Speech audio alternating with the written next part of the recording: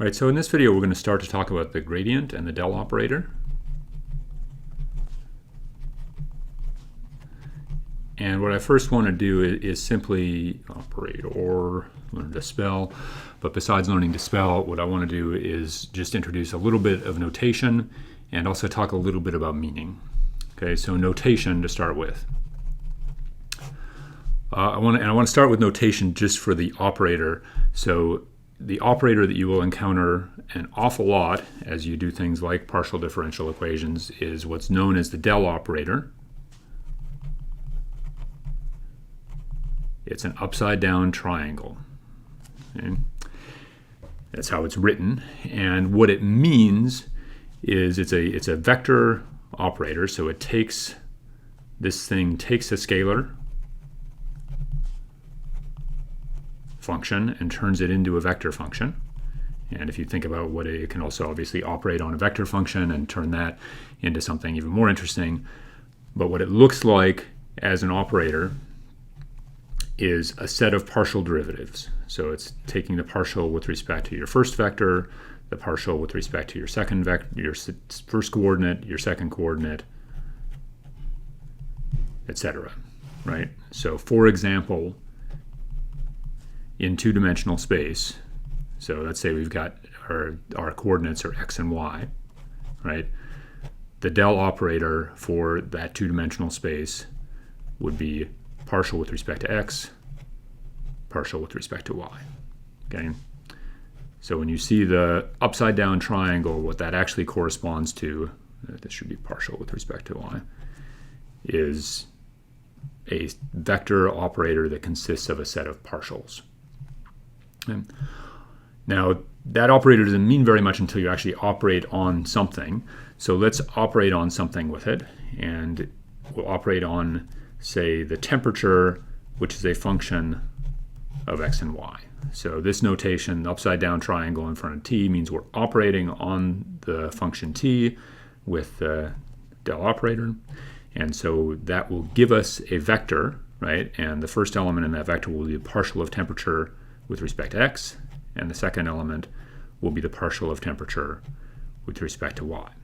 Now, if you remember in talking about partial derivatives, we noted what each of these terms mean. The partial derivative with respect to x asks us for a given point that we're located at, how fast is t changing with respect to x if y is held constant? And by the same token, partial with respect to y is how fast is t changing with respect to y if x is held constant.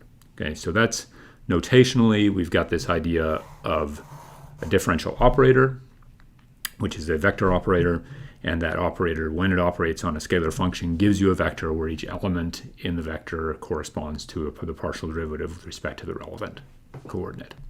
Okay? Now, meaning of this is kind of the other important component, because it's all nice, pretty looking notation, but if we don't talk about what it means, there's not much point to it.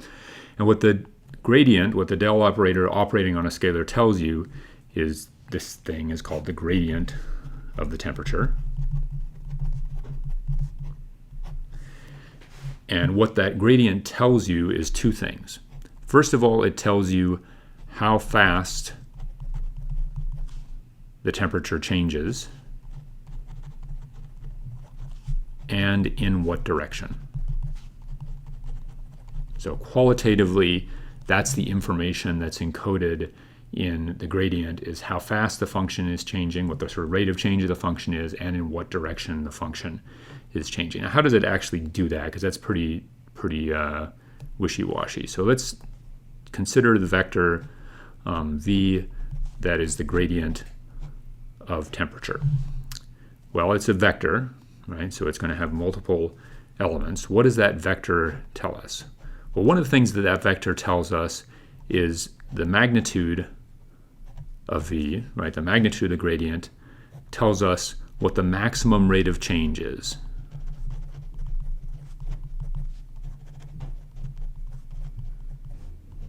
Okay, so if you were standing at a given location and you wanted to know how fast could the temperature change for a change in position of 1 meter, the fastest it could change for a change of position in 1 meter corresponds to what the magnitude of the gradient is.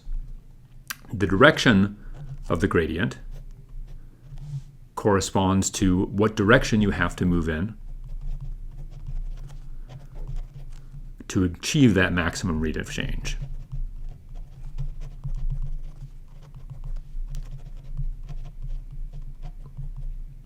Okay. So when I tell you the gradient, I'm telling you two things. One of the things I'm telling you is what direction you want to move if you want the function to increase quickly. And the second thing I'm telling you is how fast the function will increase if you move in that direction. Okay, so it's a vector that encodes a lot of information about the rate of change of the function. So let's look at one just mathematical example of that, and then in the next video we'll look at some more visualization examples. So let's say I've got a function that's x times y, right? What's the gradient of that function? Well, the gradient of x times y is the first element will be the partial of t with respect to x, second element will be partial of t with respect to y, and so the partial of t with respect to x is y, and the partial of t with respect to y is x. So my gradient is y and x. One of the things that tells me is that at any given point,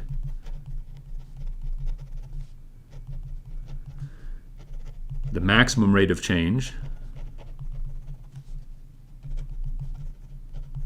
per meter, assuming that these are units, these are positions in units of meters, would be square root of x squared plus y squared, right? Because the magnitude of this vector is y squared plus x squared square root. So maximum rate of change is square root of x squared plus y squared, and the direction for maximum change would be moving in the direction of y, x, and obviously we want to normalize that to 1 over square root of x squared plus y squared. So we'll look, there's a lot more on this in the book, and we'll look at a sort of simple example of this in MATLAB.